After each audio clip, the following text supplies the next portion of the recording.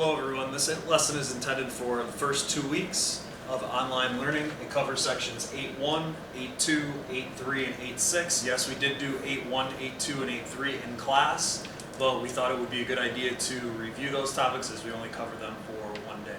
So some of this will be repeat learning, other stuff will be brand new material. Again, this lesson is for the first 2 weeks. You should watch the video and then complete the class kick assignment that is with it. You don't need to show the work on class kick. You can just type in the answer into the answer box and it will tell you if you got it right or wrong immediately. If you need help, just raise your hand in class kick or send me an email. Again, it's probably easier to do it on paper or do the work right on your calculator. You do not need to show the work on the screen. For pi, remember always use the pi button on the calculator. Do not use 3.14.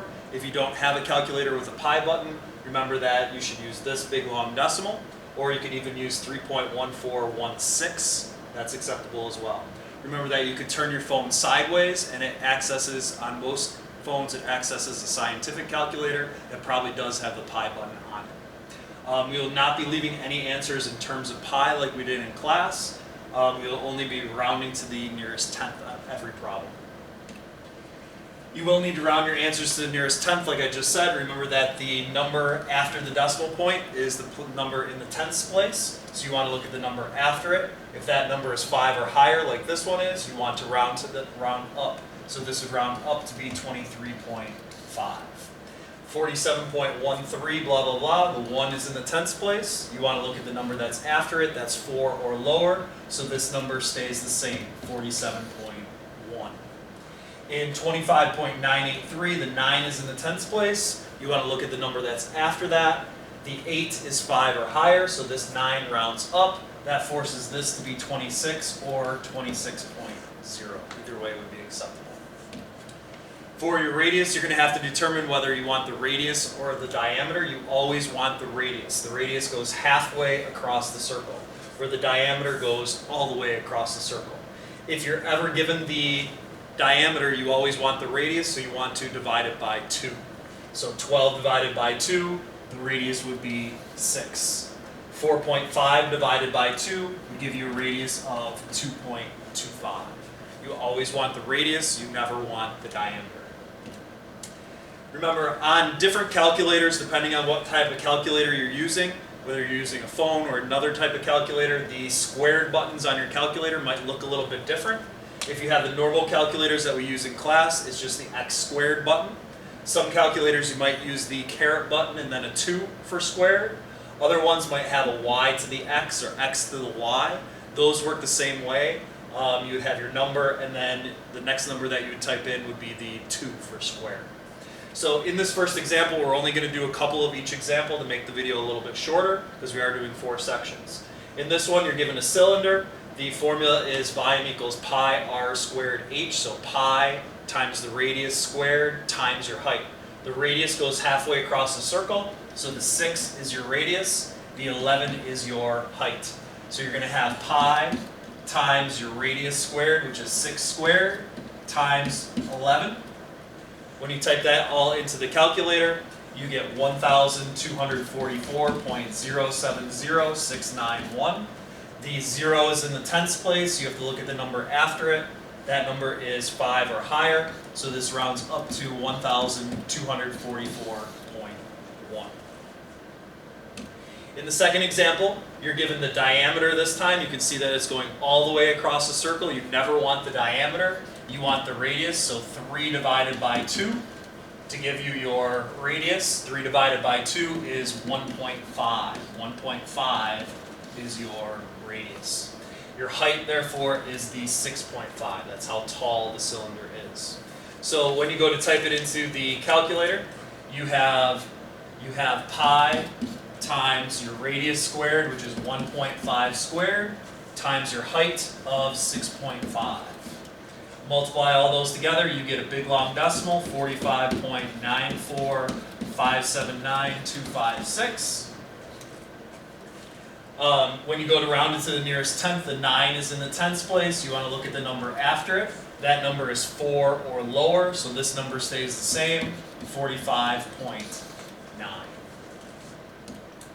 For cones, The formula is 1/3 pi r squared h. 1/3, you can either use 0.33333, fill up that whole calculator screen with 3's, or do 1 divided by 3 at the beginning of the problem.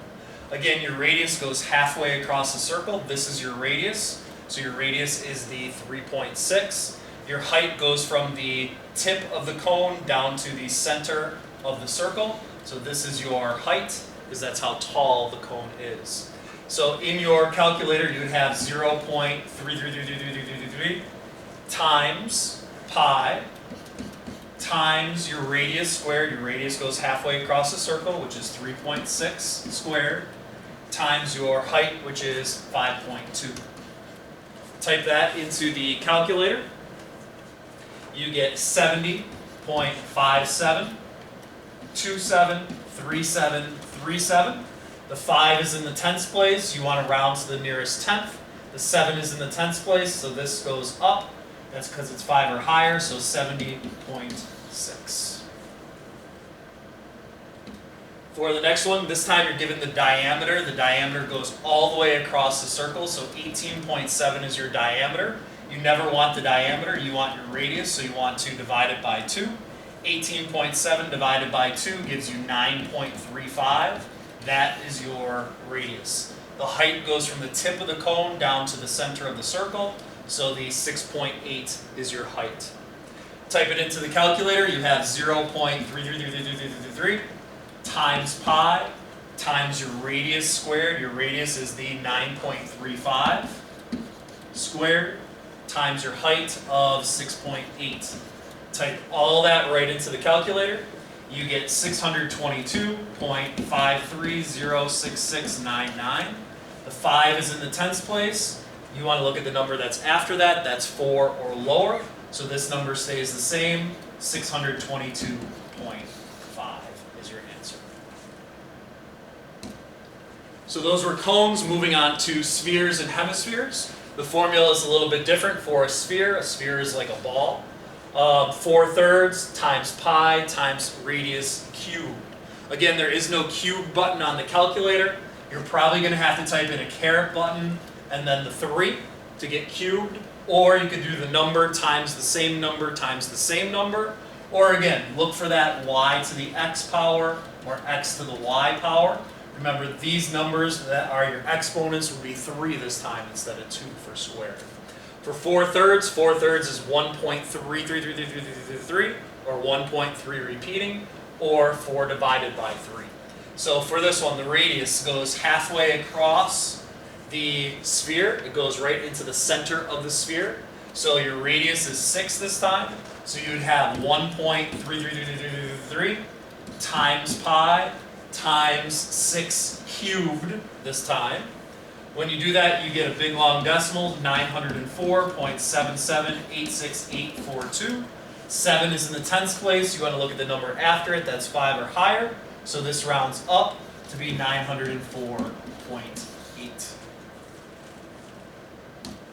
This time you're given another sphere, but this time you're given the diameter. The diameter goes all the way across the circle, so 9 is your diameter. You never want the diameter, you want the radius, so 9 divided by 2 gives you 4.5 for your radius.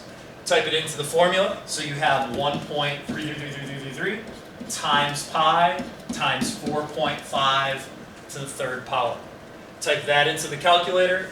You should get 381.7035074. 7 is in the tenths place. You want to look at the number that's after it. That's 4 or lower, so this number stays the same, 381.7. A hemisphere is half of a sphere.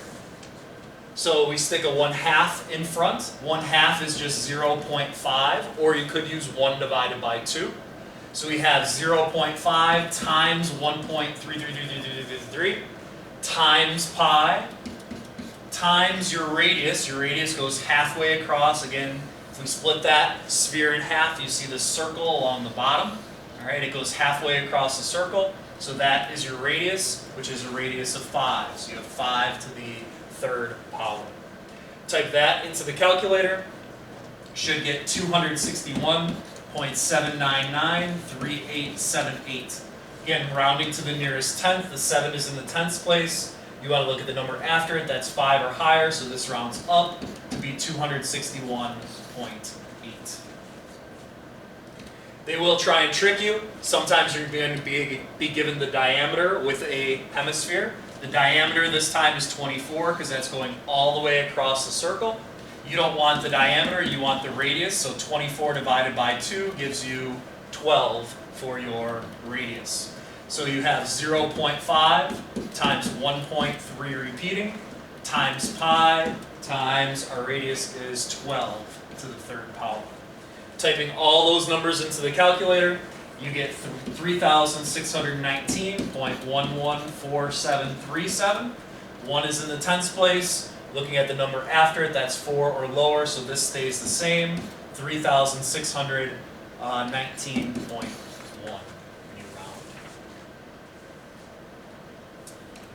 Now, this section we did not get to before break. This time we have a mixture of problems. They're all word problems. Some are cylinders, some are cones, some are spheres. Make sure that you use the right formula for the right problem. So it says a can of paint. A can is a cylinder.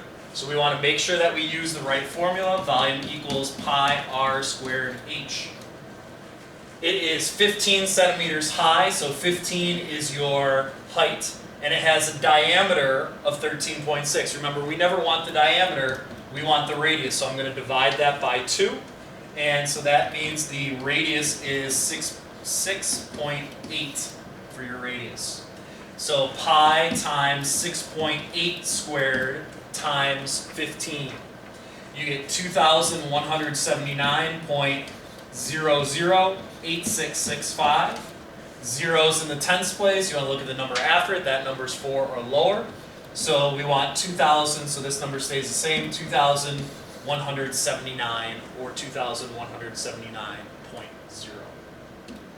In the second word problem, an ice cream cone. So this time we're using the cone formula. Volume equals 1/3 pi r squared h. It has a height of 5, so 5 goes in the height spot. This time they tell you that it has a radius of 1.5. So 0.333333 times pi times 1.5 squared times 5. Multiply all those together. You get 11.78097245. 7 is in the tenths place. You want to look at the number after it. That's 5 or higher, so this rounds up to be 11.8. A globe. A globe is a sphere, so we want to use the sphere formula. Volume equals 4/3 pi r cubed. It says it has a diameter of 14. We never want the diameter, we want the radius. 14 divided by 2 gives you 7 for our radius. So 1.333333 times pi times 7 cubed this time. Make sure you use cubed, not squared. Multiply all those numbers together. You get 1,436.75504. 7 is in the tenths place. You want to look at the number after it. That's 5 or higher, so this rounds up to be 1,436.8. So that was a quick video for Chapter 8. It counts for all 4 sections. That's what you have to do for the 2 weeks. You can do it at your leisure. Make sure you put your answers in Class Kick. If you need any help, please raise your hand in Class Kick or email me. You should get instant feedback on whether you got the questions right or wrong when you type in the answers to Class Kick. I will also have office hours. They haven't been announced at the time that I'm doing this video yet, so please check on Schoology if you need any help. Thank you.